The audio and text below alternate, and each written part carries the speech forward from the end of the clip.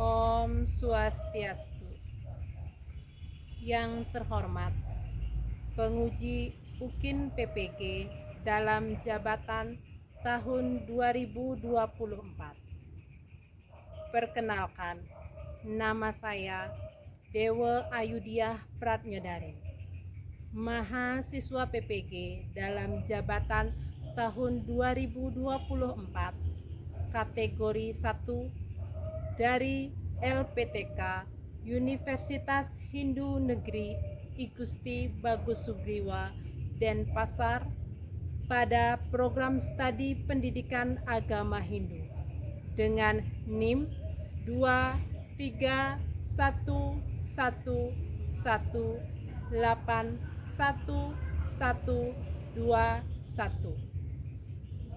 Pada hari ini, Kamis 17 Oktober 2024, akan melaksanakan uji kinerja praktik pembelajaran di SD Negeri 1 Kedewatan pada kelas 6 materi catur asrama. Berikut videonya.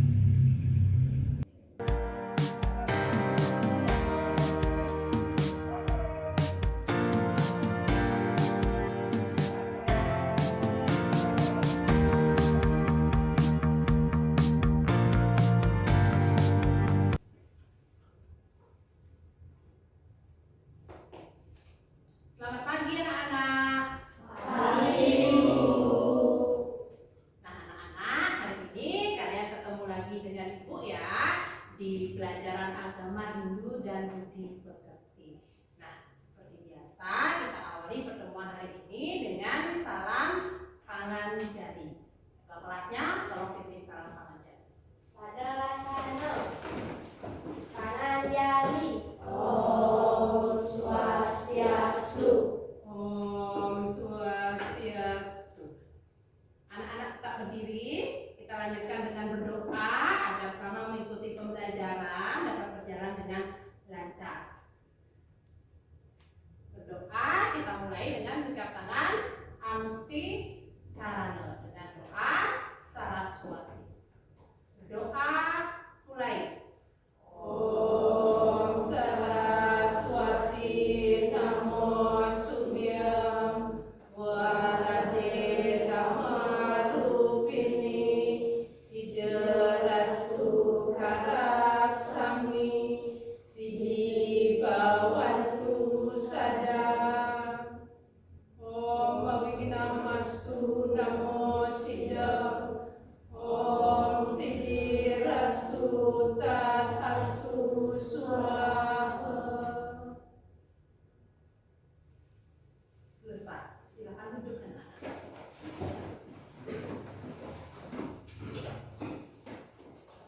Anak-anak, apa kabarnya hari ini?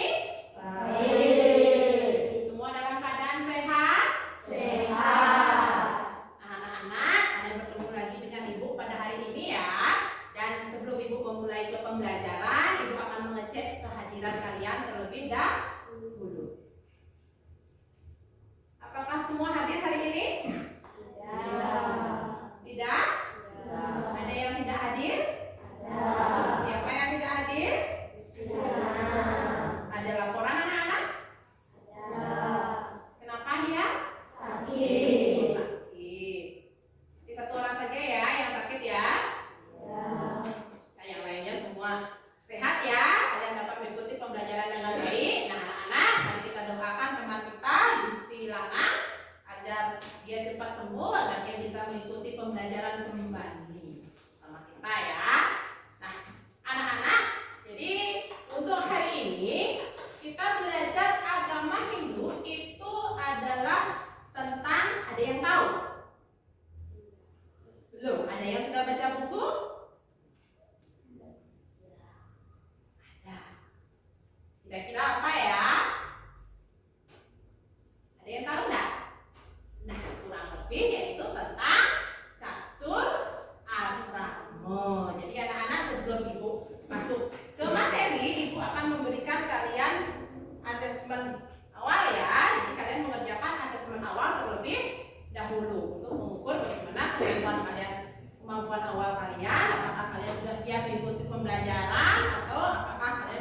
belajar sebelum kalian mengikuti pembelajaran agama Hindu hari ini. Ibu bagikan satu persatu.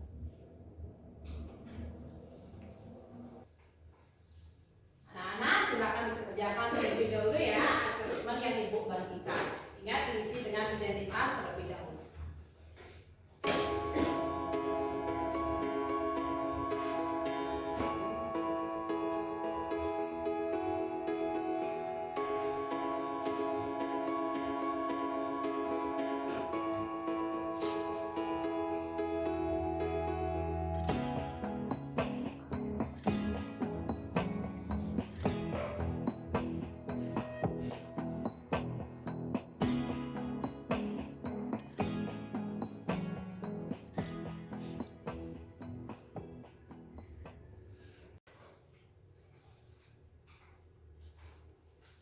Bagaimana anak-anak? Sudah selesai mengerjakan asesmen diagnostiknya? Sudah. Kalau sudah ibu kumpulkan ya.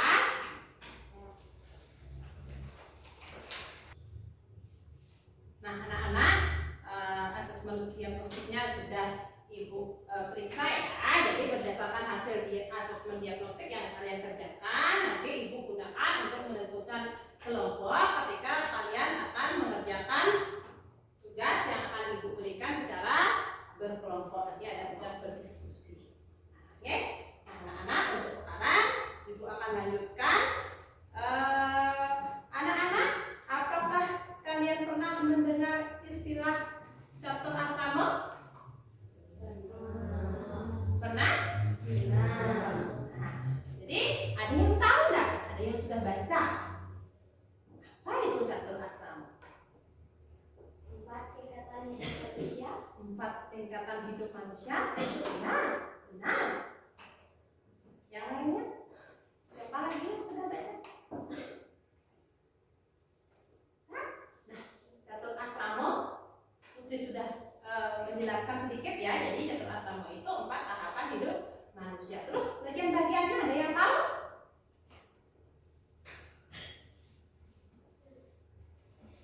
Ada yang tahu? Brahmacari asrama. Ya, Grehasta asrama. ya. Vanaprastha asrama. Bhikshua atau sannyasi asrama.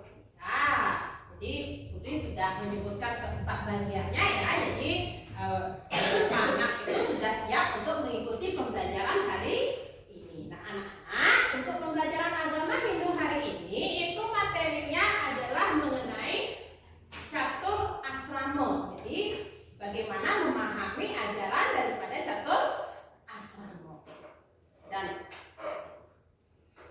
perhatikan tujuan pembelajarannya berdasarkan kriteria ketuntasan yang ingin dicapai ketika pertemuan kali ini itu adalah agar peserta didik itu memahami ajaran catur asrama secara umum ya, dan secara khusus pada KKTP itu peserta didik dapat menjelaskan pengertian catur asrama. Yang kedua, peserta didik mampu menyebutkan bagian-bagian daripada catur asrama. Jadi semua peserta didik ya harus menguasai atau mampu mencapai tujuan pembelajaran ini. Mudah-mudahan bisa berjalan lancar pembelajaran hari ini ya. Nah, agar pembelajaran kita lancar, sebelum memulai, Ibu akan memberikan kalian ice breaking. Masih ingat ice breaking yang Ibu berikan? Itu yaitu tentang tepuk 1, 2, dan 3.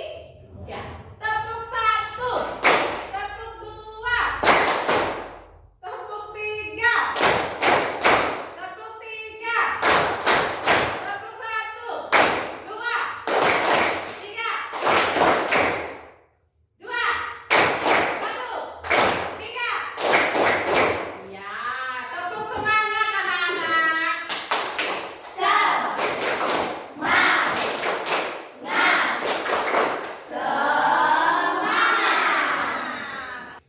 Anak-anak, semangat belajarnya ya. Kita mulai pertemuan kita hari ini. Namun sebelum Ibu masuk ke materi, kita akan mengingat kembali pelajaran minggu sebelumnya. Ada yang masih ingat apa yang kita pelajari? Ya, warna alit, itu tentang buana alit. Ada yang masih ingat buana alit itu terdiri dari apa saja? Tumbuhan, hewan, manusia. Buana alit itu terdiri dari tumbuhan, hewan, dan juga manusia. Jadi makhluk hidup yang ada di alam semesta ini, itulah yang disebut dengan buana alit. Nah, sekarang kita akan belajar mengenai manusia ya, bagian daripada buana alit, yaitu tentang bagaimana tahapan hidup atau jenjang hidup daripada manusia itu sendiri, yang disebut dengan Catur asrama. yang disebut dengan catur asrama. Nah, sebelum Ibu masuk ke catur asrama, kalian silakan simak dulu video yang akan Ibu putarkan. Simak baik-baik ya.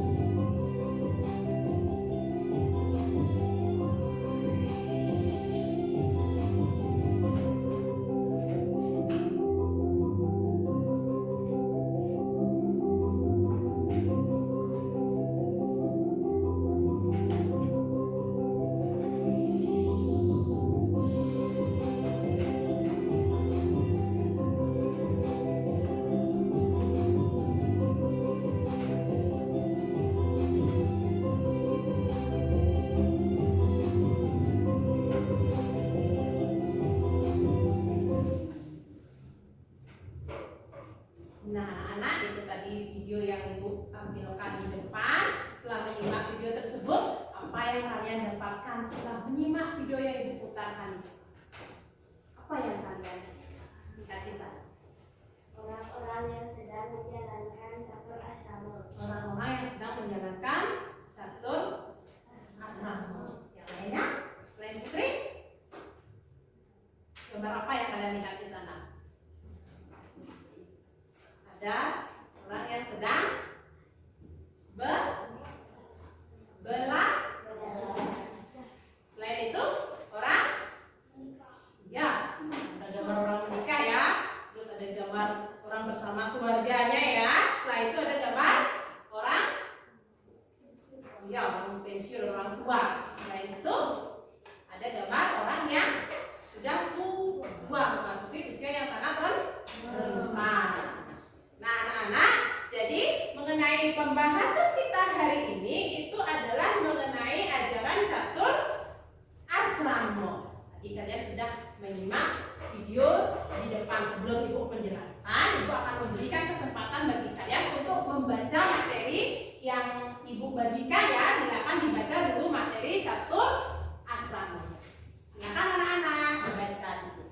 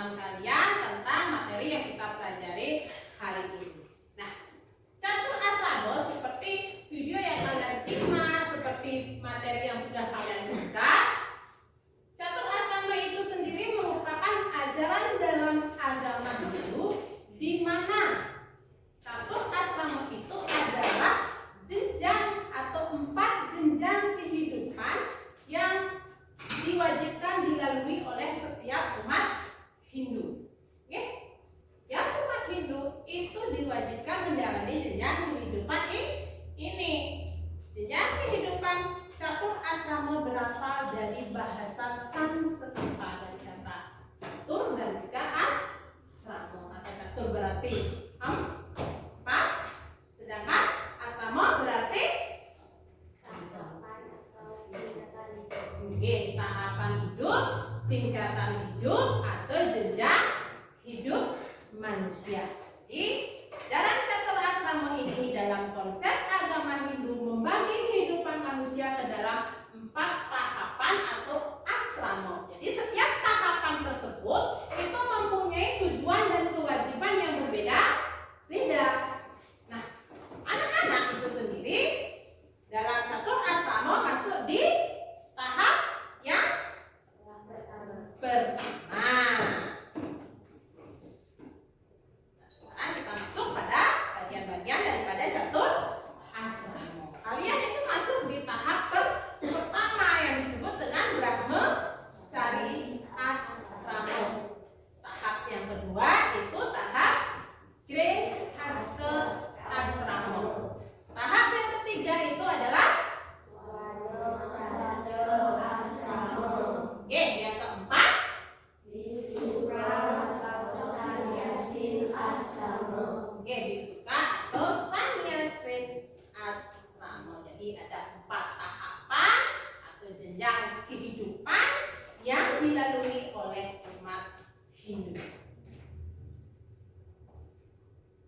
Bagian yang pertama itu adalah brahmacari. Brahmacari asrama itu berasal, kata brahmacari berasal dari bahasa Sanskerta yang terdiri dari dua kata, yaitu Brahma dan Cari. Kata Brahma itu sendiri bisa dilihat dari belakang. Brahma berarti ilmu pengetahuan, sedangkan Cari berarti tingkah laku. Jadi Brahmacari itu diartikan sebagai tingkah laku atau tahapan di mana seseorang itu mencari ilmu pengetahuan sebanyak-banyaknya. Umumnya manusia seseorang belajar menuntut ilmu itu dimulai dari usia, tahu?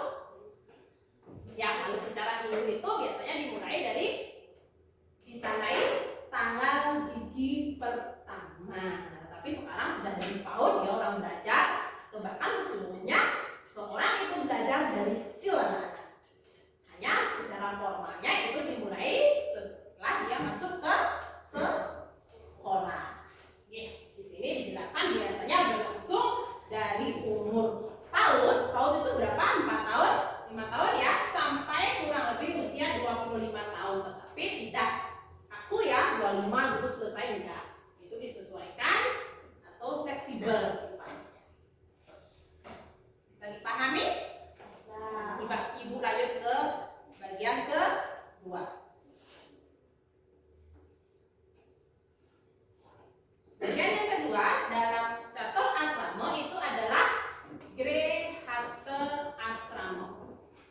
Grihastha asrama, kata grihastha itu juga berasal dari bahasa Sanskerta, dari kata griha yang berarti rumah, sedangkan sta artinya atau tinggal. jadi griha atau rumah itu adalah tempat tinggal. Jadi di sini maksudnya grihastha itu adalah mendirikan rumah atau mendirikan rumah tangga. Jadi mendirikan rumah tangga itu biasanya ditandai dengan upacara pernikahan atau samskara wiwaha.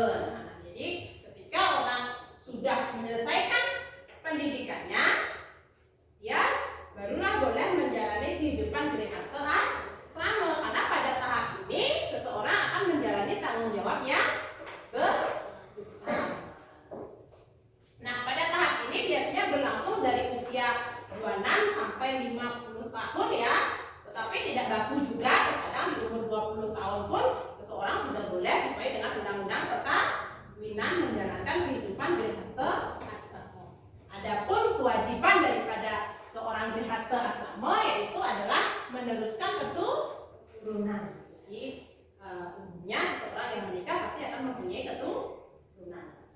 Terus yang kedua, kewajiban seorang grihasta asrama itu adalah berkontribusi pada masyarakat melalui pekerjaan dan pengabdian. Artinya dia turun ke masyarakat, menjalani tanggung jawab kewajibannya di masyarakat. Terus yang ketiga itu menjalankan panceyatnya. Menjalankan yatnya ya, itu adalah kewajiban dari grihasta asrama atau seseorang yang menjalani kehidupan rumah tangga. Baik, anak-anak, ibu lanjutkan ke bagian catur asrama yang ketiga, yaitu wanaprastha. Atau wanaprastha itu sendiri berasal dari bahasa Sanskerta yang terdiri dari dua kata, yaitu kata wana. Wana itu sendiri artinya hutan, pohon kayu atau semak-semak. Sedangkan prastha itu artinya berdoa atau berjalan terdepan dengan cara yang baik. Nah, tahap wanaprastha ini biasanya dijalankan ketika sudah memasuki usia parubaya ya, sekitar umur 50 tahun atau 51 tahun ke atas. Jadi biasanya orang-orang yang sudah memasuki masa pensiun. Ketika masa ini mereka sudah mulai melepaskan kehidupan keduniawian, itu tanggung jawab mereka ketika masih berumah tangga. Bisa dipahami? Bagian yang keempat bisa dibaca anak-anak, yaitu biksuka atau sannyasin. Kata biksuka itu berasal dari kata biksu. Biksu biasanya dikenal sebutan dalam pendeta Buddha ya. Jadi dalam hal ini seorang biksuka yang dimaksud itu adalah seseorang yang menjalani kehidupan selayaknya biksu atau pendeta Brahmana. Jadi ya mendekatkan diri kepada Sang Yang Widi Wasa. Jadi mereka yang menjalankan kehidupan biksuka itu mendedikasikan diri sepenuhnya untuk spiritualitas dan pengabdian pada ide Sang Yang Widi Wasa. Jadi seseorang biksuka itu selalu berusaha untuk bertingkah laku baik, bijaksana, dapat membuat orang lain di sekitarnya merasa damai. Jadi pada jenjang ini manusia hanya memiliki satu prioritas ya anak-anak ya, yaitu untuk mencapai tujuan hidup umat Hindu, yaitu mencapai keabadian, menyatu kembali kepada Brahman. Ini adalah tingkatan yang terakhir ya. Kalau zaman dahulu seorang akan bersemedi ya, tapi kalau sekarang itu mereka lebih mendekatkan diri kepada Sang Yang Widi dengan menjadi misalnya spiritualitas atau menyebarkan ajaran-ajaran agama. Anak-anak, begitu penjelasan ibu mengenai pengertian dari bagian-bagian catur asrama. Ada yang ingin ditanyakan? Kalau tidak, ibu akan memberikan sedikit pertanyaan diskusi untuk kalian. Jadi sekian yang ibu jelaskan. Apa itu catur asrama? Catur asrama. Pasti pengertian catur asrama bisa pergunakan dengan bahasa sendiri. Ada yang tahu? 4 tingkatan hidup manusia. 4 tingkatan hidup manusia. Ya, nah. Yang lainnya bisa menggunakan bahasa sendiri menjelaskan bagaimana pengertian daripada catur asrama. Catur asrama itu adalah 4 jenjang kehidupan atau tingkat kehidupan yang dilalui oleh umat manusia, itu umat Hindu. Terus bagian-bagian catur asrama, ada yang bisa menyebutkan bagian-bagian catur asrama? Apa aja ya? Brahmo Cangkri Asrama, Ya. Grihasta Asrama, Wanaprastha Asrama, Ya. Biksuka atau sannyasin asrama. Ya, benar. Berarti kalian sudah mendengarkan dengan baik. Selain mereka ada yang ingin menjelaskan lagi atau menyebutkan bagian-bagian catur asrama? Coba Bindu sebutkan bagian-bagian catur asrama. Brahmacari asrama, Ya. Grihasta asrama, Wanaprastha asrama, Biksuka atau sannyasin asrama. Nah, jadi kalian sudah memperhatikan dengan Baik ya, jadi ada yang ingin bertanya?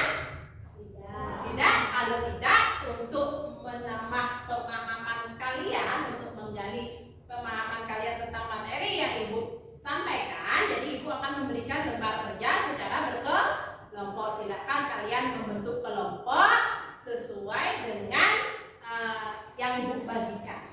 Oke, silakan anak-anak membentuk kelompok terlebih dahulu. Anak-anak, semuanya sudah mendapatkan kelompok?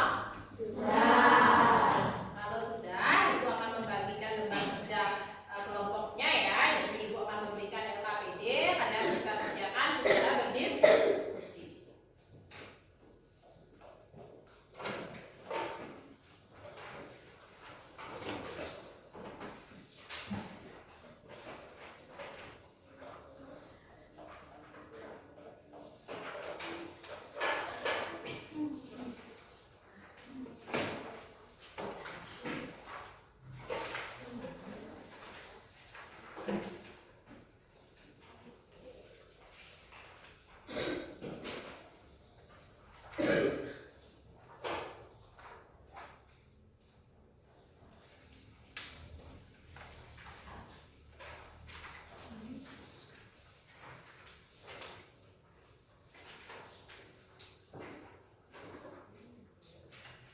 Silakan dikerjakan.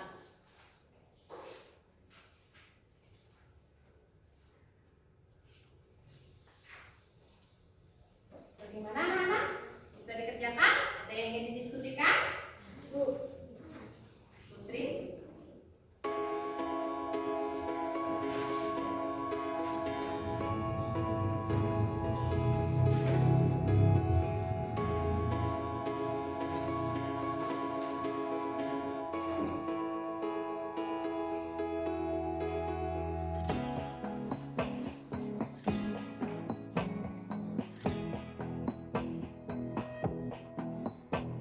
Lainnya?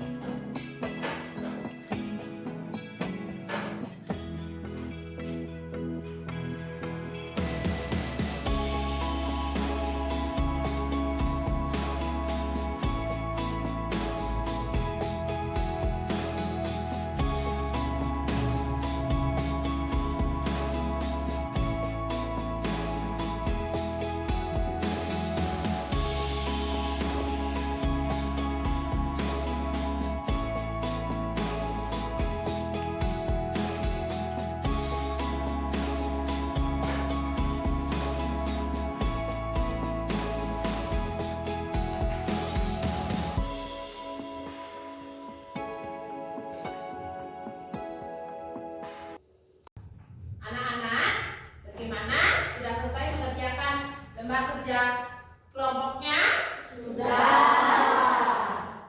Nah, berarti sudah semua ya? Kalau sudah, berarti sekarang waktunya kalian untuk mempresentasikan hasil kerja kelompok kalian. Silakan kelompok siapa yang mau pertama ke depan mempresentasikan hasil kerja kelompoknya? Putri, silakan.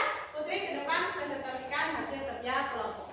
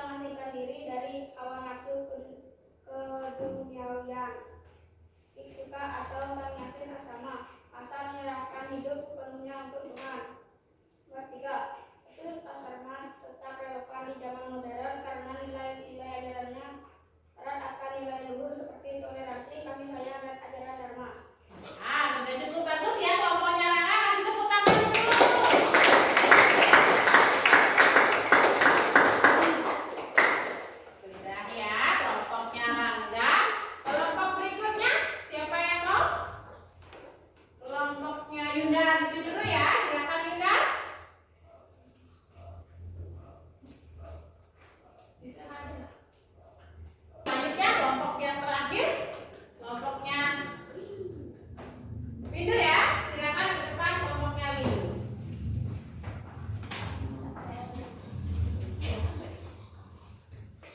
Nah, anak-anak, semua kelompok sudah maju ke depan, perwakilannya mempresentasikan hasil kerjanya ya. Jadi kasih tepuk tangan lagi sekali untuk semua kelompok.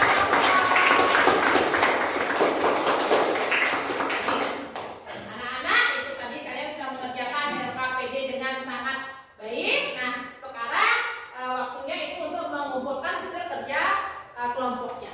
Silakan dikumpulkan dulu.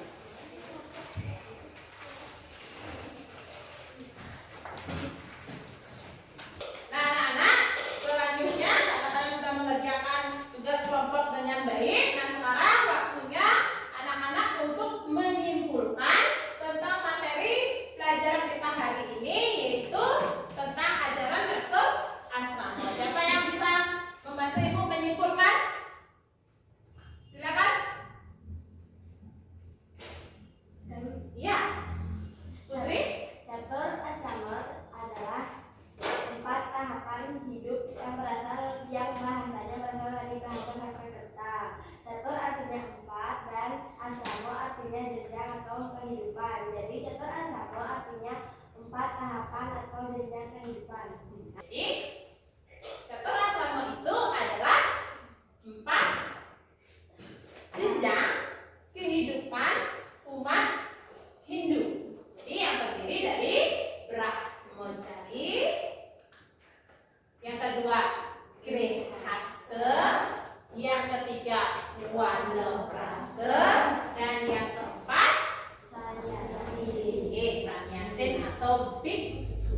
Nah, jadi ajaran catur asrama itu adalah ajaran di mana setiap tahapan dalam kehidupan manusia itu mempunyai kewajiban yang berbeda-beda. Seperti misalnya Brahmacari itu adalah masa belajar, sedangkan Grihastha asrama itu masa berumah tangga, dan yang ketiga Wanaprastha itu adalah masa Pengasingan diri. ya, masa pengasingan atau melepaskan diri dari kehidupan keduniawian. Dan yang terakhir, tahap biksuka atau sannyasin itu adalah tahap pengabdian total, penyerahan diri kepada Sang Hyang Widiwasa. Nah, itu dulu penjelasan dari Ibu. Bisa dipahami ya anak-anak? Bisa.